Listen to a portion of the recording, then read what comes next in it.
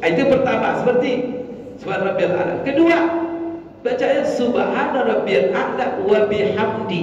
Pakai wa biham, itu bacaan kedua pilihan itu.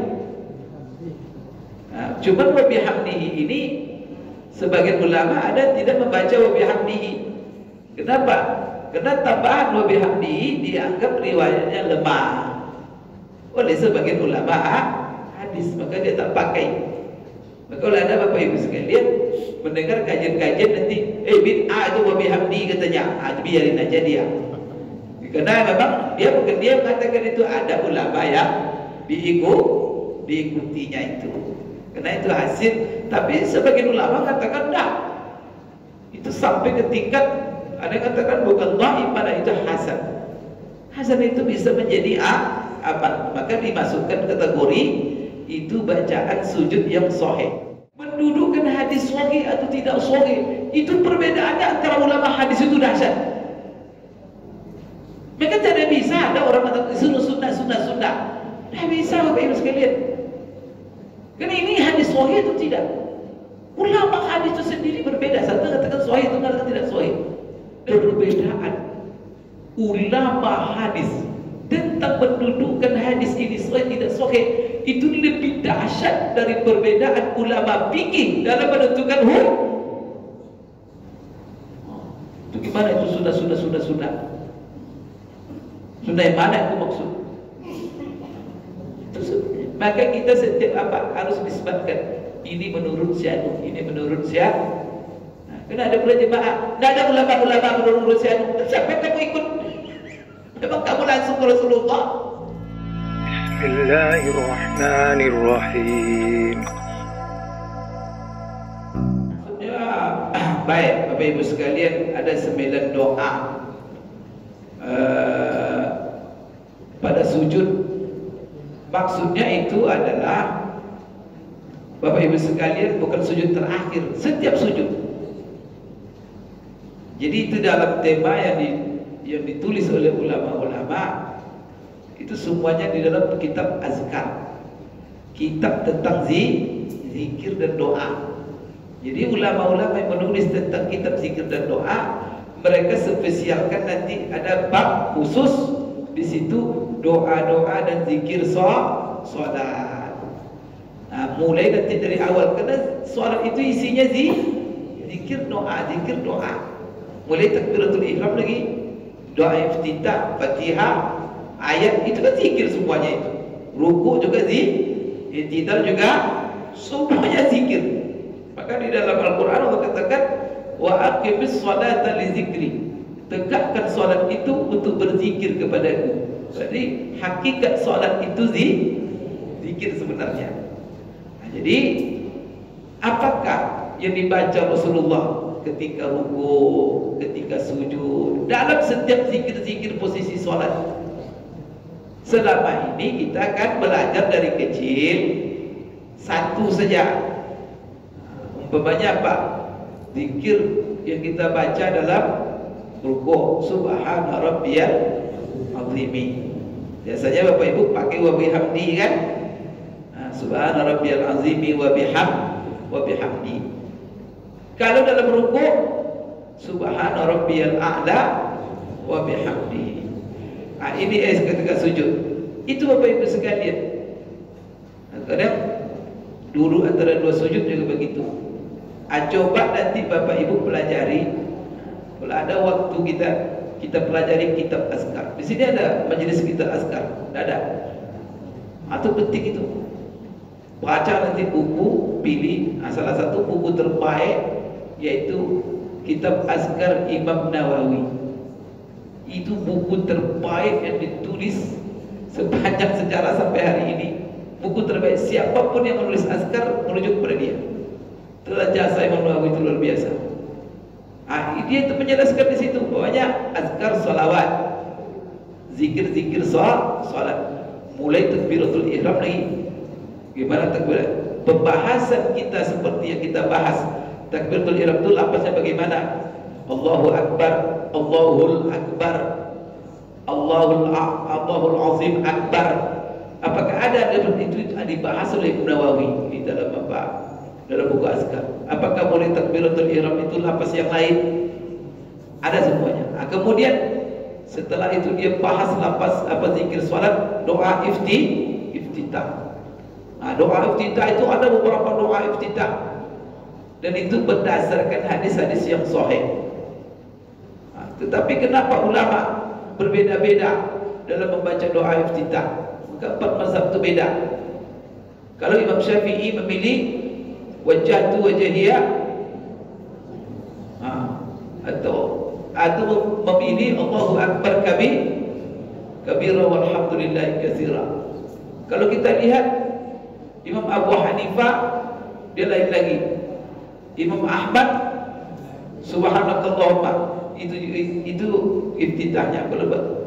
Kalau tanya anak-anak di Mekah, di Madinah, tanya dia, apa doa iftitah kamu? Nak tahu mereka wajjahtu wajhiya lillazi fataras samawati wal ardh. Tak pernah mereka diajar. Karena memang mazhab Hambali tidak memilih doa iftitah itu. Tapi seluruh ulama itu, karena hadis-hadisnya sahih mengatakan seluruh doa iftitah ini apapun yang dibaca sah, tidak ada masalah. Perbedaan mereka cuma dalam masalah mana yang lebih afdal. Itu menarik. Maka dalam memilih yang lebih afdal terjadi perbedaan. Imam Syafi'i memilih yang lebih afdal Allahu Akbar kabir sampai wajjahtu wajhiya lillazi. Itulah diajarkan kepada bapak ibu dari kecil. Karena di sini mazhab Syafi'i. Tiba lain tak begitu pak. Coba nanti bapak pergi bapak ke Madinah, tanya anak tu, nak coba apa doa iftitah? Tak tahu dia wajjahtu itu. Kenapa nak diajarkan? Yang diajarkan nanti doa iftitah lain. Jadi sekarang bahkan Imam Nawawi sendiri, kalau kamu sholat sendiri, karena itu semuanya dasarnya hadis sahih. Kalau bisa sholat sendiri, baca semuanya. Kalau kamu hafal. Karena itu pernah dibaca Rasulullah. Itu doa juga ruku. Ruku itu ada 11, tak salah saya, 11 zikir doa ruku yang pernah dibaca Nabi. Berdasarkan hadis-hadis yang bisa dijadikan hujjah. Kalau 11 itu apa? Ya silakan baca di antara yang 11 itu. Tapi apa yang 11 itu? Kita buka nanti buku azkar. Kita buat kajian. Atau ibu rujuk langsung kitab azkar. Sudah punya di rumah. Bapak beli nanti. Tapi atau tidak perlu beli. Kalau bapak ibu tahu bahasa Arab, langsung download dari Google. Google saya kepengen buku kitab azkar imam. Dan saya kira kalau bahasa Indonesia juga ada. Coba nanti terjemahan kitab azkar imam. Nanti lihat bab-babnya. Bab zikir salat. Nanti di bawahnya apa? Zikir ruku', zikir sujud. Dipaparkan Imam Nawawi hadis-hadis. Dengan hadis itu, dengan sanad. Di sini diriwayatkan Imam Bukhari, Imam Bukhari Rasulullah membaca begini, Rasulullah membaca begini. Sehingga kesimpulannya apa? Karena itu hadis-hadis sahih, seluruhnya pernah dibaca Rasulullah. Barangkali di saat ini Rasul baca gini, nanti besok didengar sahabat bacanya lain. Berarti apa? Semuanya itu boleh. Cuma kadang-kadang ulama memilih mana yang lebih apalagi untuk dirumuskan sebagai tata cara sholat. Karena orang pemula tak mungkin diajarkan semuanya, pusing dia. Tentu dipilih itulah yang kita. Maka setelah kita belajar, kita maklumi semuanya. Oh, ya rupanya tak satu saja. Maka itulah sebabnya apa? Kalau kita belajarnya sedikit, maka dunia ini sempit. Semakin belajar dunia lapang. Bapak kalau mengajar juga begitu. Kalau guru bapak, lalu bapak memecahkan sebuah rumus. Kalau bapak coba baca satu buku, maka jalannya cuma sempit. Mungkin satu jalan, dua jalan. Tapi kalau dibaca banyak buku, terbuka lah cara-cara lah. Jadi lapang dunia ini. Maka kalau ada orang ngaji sempit aja, berarti ilmunya tidak ada solusi. Ini apa Bapak Ibu? Jadi Itu tuh zikir rukuk, sujud tuh 9. Salah satunya umpamanya Subhana rabbiyal a'la. Itu satu. Tapi cukup Subhana rabbiyal a'la saja. Itu 3 kali itu minimal yang sempurna. Tapi kalau ditambah banyak-banyak tak masalah, walaupun 1000 kali.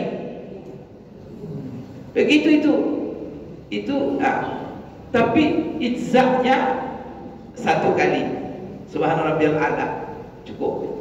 3 kali sempurna. Tapi kalau bapak baca maunya imamnya lama sekali, baca aja itu terus. Karena itu zikir, Pak, tidak ada masalah. Kalau baca zikir kita, Bapak Ibu sekalian, yang namanya zikir ya tidak ada ikatnya. Baca terus. Pak Ustaz, kan ada orang, saya sudah 3 kali Pak Ustaz, tapi imamnya lama sekali. Ya baca terus. Karena itu zikir itu, Pak. Subhana rabbiyal a'la, subhana rabbiyal a'la. Ada hadis begitu itu. Itu pertama, seperti subhana rabbiyal a'la. Kedua, bacanya subhana rabbiyal a'la wa bihamdi. Pakai wa bihamd. Itu bacaan kedua pilihan itu. Cuma wa bihamdihi ini sebagian ulama ada tidak membaca wa bihamdihi. Kenapa? Karena tambahan wa bihamdihi dianggap riwayatnya lemah oleh sebagian ulama hadis, maka dia tak pakai. Maka kalau ada Bapak Ibu sekalian mendengar kajian-kajian nanti bid'ah itu wa bihamdihi katanya, biarin aja dia. Karena memang dia mengatakan itu ada ulama yang diikutinya itu. Karena itu hasil, tapi sebagian ulama katakan enggak. Itu sampai ke tingkat ada yang katakan bukan dhaif, pada itu hasan. Hasan itu bisa menjadi apa? Maka dimasukkan kategori itu bacaan sujud yang sahih. Yang sah dibaca subhana rabbiyal a'la wa bihamd. Maka kalau ada orang mengkritik Bapak Ibu, jangan dipedulikan. Oh ya tak sunnah ya, itu jangan boleh begitu. Di situ terjadi perbedaan dalam menentukan. Karena Bapak Ibu ya, mendudukkan hadis sahih atau tidak sahih, itu perbedaannya antara ulama hadis itu dahsyat. Mereka tidak bisa ada orang mengatakan sunnah. Tidak bisa Bapak Ibu sekalian. Karena ini hadis sahih itu tidak. Ulama hadis itu sendiri berbeda. Satu katakan sahih, itu katakan tidak sahih. Dan mereka semuanya ulama. Atau kita Bapak pegang yang mana? Pegang yang ini, itu kemudian kita salahkan yang ini. Jadi di sini Bapak Ibu sekalian, Ibnu Taimiyah sendiri mengatakan, saya juga ini kesimpulan Ibnu Taimiyah ini. Karena saya senang Bapak Ibu, kenapa? Karena ini kita membaca hasil penelitian ulama saja lagi. Apa kata dia? Perbedaan ulama hadis tentang mendudukkan hadis ini sahih tidak sahih itu lebih dahsyat dari perbedaan ulama fikih dalam menentukan hukum. Itu gimana itu sudah yang mana itu maksud? Maka kita setiap harus disebutkan ini menurut siapa, ini menurut siapa. Karena ada pula jemaah, tidak ada ulama-ulama menurut siapa. Siapa kamu ikut? Memang kamu langsung ke Rasulullah. Bergara-gara namanya. Jadi Ibu ya, itu diantaranya. Seperti diantaranya apa lagi? Subhanallahumma rabbana wa bihamdika Allahumma firli. Itu juga bacaan sujud dan sekaligus bacaan rukuk. Itu hadis sahih. Rasulullah membaca dalam rukuk dan sujudnya subhanallahumma rabbana wa bihamdika Allahumma firli. Kalau saya rata-rata saya baca ini, tidak baca subhana rabbiyal a'la saya. Subhanallahumma rabbana wa bihamdika Allahumma firli. Kemudian ada lagi hadis sahih juga. Subuhun qudusun Rabbuna Rabbul Bala. Itu bacaan rukuk sujud juga. Jadi nanti mudah-mudahan ada kesempatan Bu ya. Tapi Ibu kalau Bapak miliki buku itu, nanti dibaca tentang zikir sujud. Ibu nanti akan lihat semuanya itu. Bahkan Imam Nawawi mengatakan banyak lagi hadis-hadis katanya yang menjelaskan tentang bacaan sujud. Tetapi apa? tidak ada yang dhaif, ada yang maka saya tidak ungkapkan katanya. Gitu ya. Wallahu a'lam bishawab.